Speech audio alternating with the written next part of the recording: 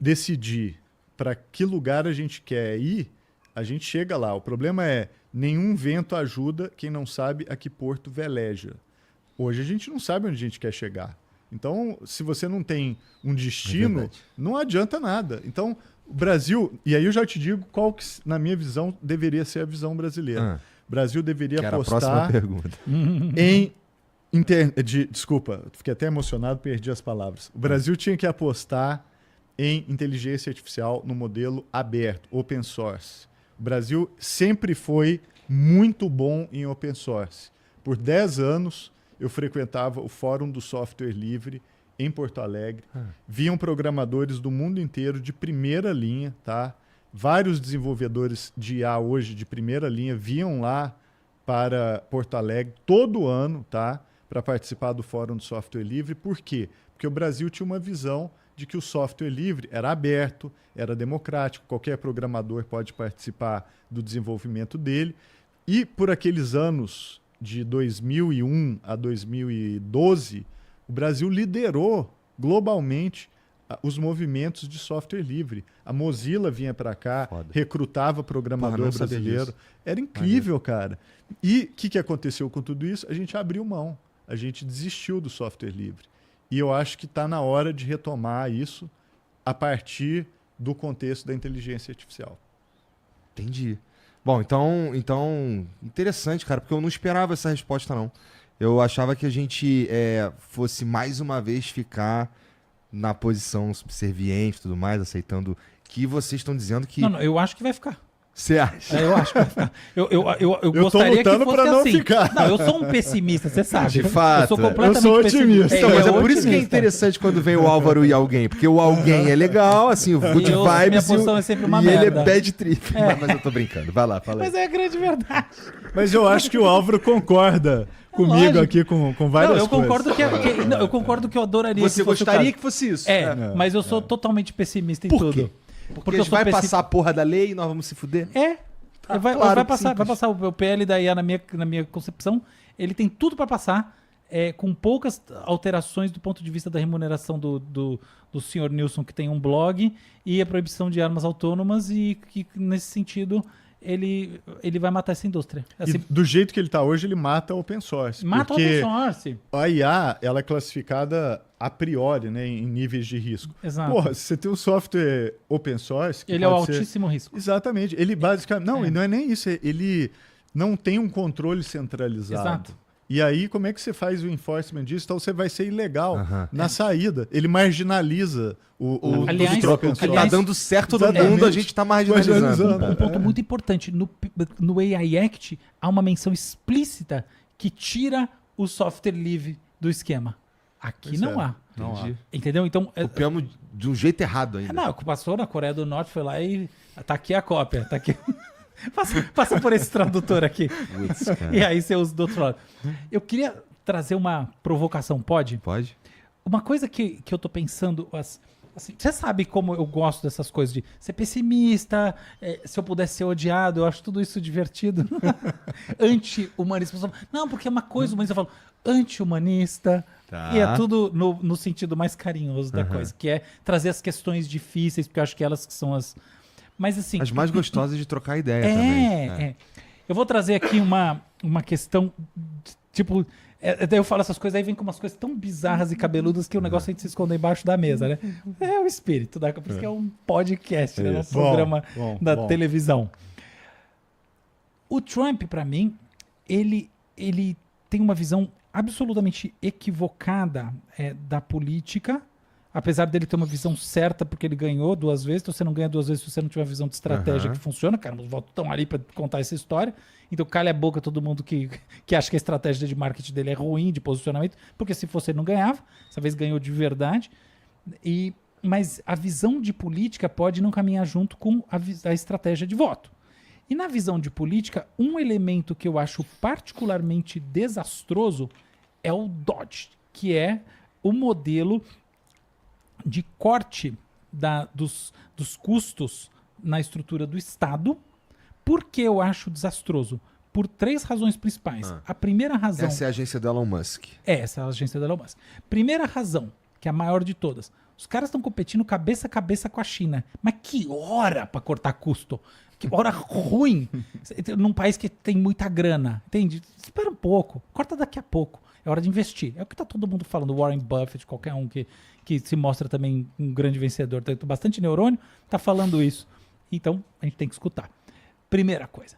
A outra questão é que os cortes, eles, em geral, quando eles vão acontecer numa estrutura complexa como o funcionalismo, falando... Eu não sei se eu te falei, mas eu sou funcionário público federal da meia-noite às 6 nas segundas. Eu sou professor da Unifesp. Opa! Sou Sim, negócio desde 2010. Sou concursado, você sabe disso muito De bem. madrugada. Eu fui professor da UERJ por muitos anos, mais de uma década. Fiz concurso e tudo isso. Assim. Disso, olha só. Exatamente. Pegou várias greves lá, não pegou não? Várias greves. É que a UERJ é estadual, né? Então, o meu nível de, vamos dizer, relação com a burocracia é mais profundo ainda, porque a burocracia do Rio de Janeiro... E eu sou 20 horas, desde faz muitos e muitos... Então, eu estou muito distante de tudo, assim, a não ser a pesquisa que mais me interessa e a docência no nível pontual. Mas, enfim, o ponto é, falando do ponto de vista do funcionalismo, ele é complexo no mundo inteiro e você precisa de estudo para cortar. Porque, por exemplo, você corta, você olha num lugar aqui, você fala, tem aquela pessoinha que está ali naquela mesa. Você fala, a pessoa tá fazendo porra nenhuma, né? Vamos combinar que ela não faz nada? Vamos. Corta ela. Tipo, sabe aquele filme do Sacha Baron Cohen? Que ele faz assim, não? Aquela cena genial. Não, tá tudo bem, lógico. Só que aquela pessoinha que supostamente não faz nada, e eventualmente ela quase não faz nada, ela é a pessoinha que quando o sistema dá pau, ela é a única que sabe arrumar. Ela sabe onde tá a tabela do não sei o quê, que 3 vezes por ano ela salva um negócio de parar e etc e tal. A gente sabe como é que é no funcionalismo. As coisas não são tão funcionais e racionais. Então você precisa de estudo. Esse é o segundo erro, que é a pressa na escolha. E o terceiro erro, que eu não vou dizer que é um erro puramente, vamos dizer, não vou dizer que é só um erro, mas é uma estratégia de marketing que eu acho que vai gerar backfire, vai dar errado, é você publicizar esse grande corte quando, na verdade, quando você vai olhar do ponto de vista do orçamento de várias... Por exemplo, só o que a Tesla tem de benefício fiscal dá muito mais do que aquilo, pelo menos é o que eu já li e escutei de pessoas que eu acho que falam seriamente sobre o assunto, dá mais do que aquilo que vai ser na prática cortado, tá? Então, os valores não são tão importantes assim. Então, é uma aposta de programa. Dito isso, existe um princípio que eu acho que é outro problemão, é um princípio perigoso, mas eu começo a me aproximar de alguma coisa, que é a tese que eles vão botar inteligência artificial para, enfim, preencher os buracos, tá bom? Tá. Dessas demissões todas. Tá. Esse princípio é uma merda, princípio, porque essas inteligências artificiais precisariam ter muita especificidade e treinamento. Agora, quando você olha numa jornada um pouco maior, esse não é um princípio ruim. Maior quanto tempo? Anos. Tá. Esse não é um princípio ruim. E aí, eu vou lançar aqui a semente da discórdia, de novo, para ser odiado pelos meus colegas, que é o seguinte, eu ando pensando muito que o pior programa do mundo, na atualidade, poderia servir de inspiração para um bom programa no Brasil. Aí, Paulo, daqui a pouco as pedras começam a cair. Mas não, é isso. Mas faz sentido, né? Porque o Brasil tem uma ineficiência pública muito grande. Muito grande. E essa ineficiência, ela poderia ser reduzida com inteligência artificial. E eu acho que, assim, o ponto, assim, meu palpite é que o lugar central dessa ineficiência seria o judiciário. Já tem iniciativas, tá, de ler processo, mas não é disso que eu tô falando. Eu tô falando do administrativo judiciário. Tá. O administrativo, eu queria ouvir só para você que entende muito mais do administrativo judiciário. Isso. Mas eu acho que o administrativo judiciário é uma máquina totalmente enferrujada. Depois você tem um administrativo executivo, que começa assim, comando e controle em Brasília. Você vai em Brasília, você já foi muitas vezes, todo dia, você vai lá, é de cair o queixo. A quantidade de gente para fazer a gestão de Brasília. Se isso aqui fosse uma empresa, essa empresa podia fabricar o mundo. O que você fabrica? Eu fabrico o planeta Terra. Então, sabe aquela coisa que você vai ter o analista, aí o supervisor, aí o especialista, aí o gerente 2, o head, o diretor, o vice-presidente, o sei lá que... Aham. É E isso por aí vezes 200, entendeu? Essa estrutura em que a cadeia de comando e controle ela vai perdendo contato com o que está acontecendo, dada a complexidade, até porque esses cargos têm uma função política, é dela que eu estou falando. Eu acho que isso podia dar muita agilidade para muitos processos administrativos no Brasil, seria ótimo. Independentemente de a gente pensar em cortar custo ou não, eu nem acho que é. Corta-se pouco custo. Mas esse é o elefante que eu Torna-se queria... mais eficiente. Eu acho que assim, tem um lance importante falando de inteligência artificial no Brasil hoje em dia, que seria a eficiência do funcionalismo. Esse é o elefante na sala que eu queria saber o que você E aí, Ronaldão? Não. Interessante porque a gente tem mais convergências do que divergências, tá? Porque o que acontece? Eu acho que o uso de tecnologia no poder público é necessário, porque todo governo vai ter que se converter em plataforma digital. O governo que não se digitaliza, ele deixa de ser governo. Ele não consegue governar. Eu acho até interessante que a palavra cibernética vem do grego kubernetes, que significa governar. Então, cibernética é uma forma de governo. E a tecnologia em si é uma forma de governar. Se o governo ele continua analógico e a tecnologia avança, a tecnologia vai assumindo o papel de governo. Ela vai governando. E eu acho que isso a gente não quer, por várias razões. Eu acho que a gente precisa manter serviços públicos que são essenciais e ter uma série de coisas. Então, essa transformação digital, ela é absolutamente chave. E óbvio que a inteligência artificial vai ser pilar para isso. E eu até gosto de citar, tem um brasileiro fantástico no Banco Mundial chamado Thiago Peixoto. Ele é o maior especialista no mundo, sobre tecnologia e democracia. Escreve muito sobre tecnologia no contexto do Estado e etc. Cara, ele escreveu um paper que eu achei genial, que ele falava que é o seguinte, ele propõe a democratização do despachante. O que significa isso?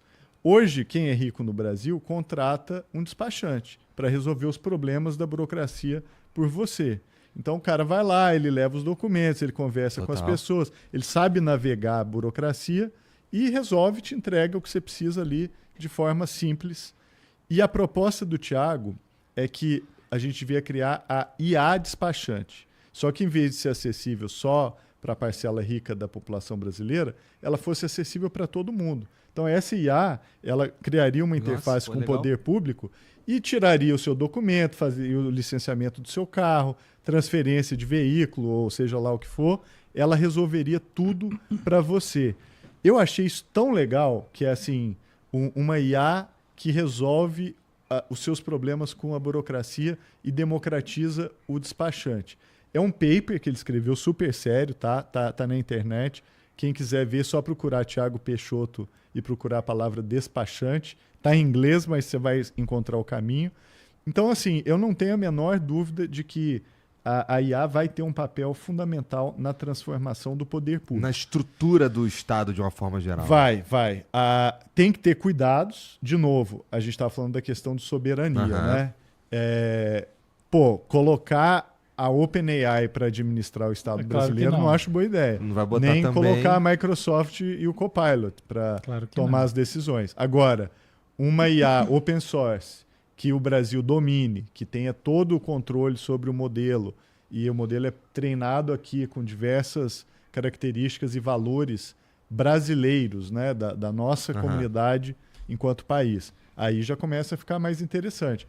E tem muito experimento, né, na administração pública. Curiosamente, por exemplo, tinha um robô, um bot bem legal que foi feito no Brasil, que era como é que chamava? Era o nome de um chocolate? Serenata de Amor. É mesmo? Apesar do nome ser Serenata de Amor... Ô, Vitão, deixa eu ver se tu encontra aí o bot Serenata de Amor. O que ele fazia? Ele analisava o orçamento público de Brasília e sempre que tinha um desvio, por exemplo, um deputado que fez uma viagem para Ceilândia e gastou 200 litros de gasolina.